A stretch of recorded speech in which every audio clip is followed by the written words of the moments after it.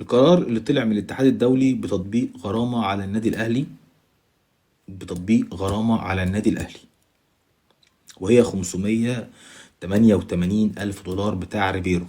النهاردة النادي الأهلي طعن وقدم طعن في القرار، وصل للمحكمة الرياضية الدولية، وإن شاء الله خير. إن شاء الله الطعن يتقبل والرقم ده يتخفض، إن شاء الله خير. عرفنا النهاردة إن تم تأكيد معلومة، هادي رياض هيكون في مباراة إنبي. هادي رياض هيكون في مباراة إنبي. في ناس بتقول لك طب ما ياسر إبراهيم راجع، طب ما يلعب. لا، ياسر إبراهيم مش هيلعب.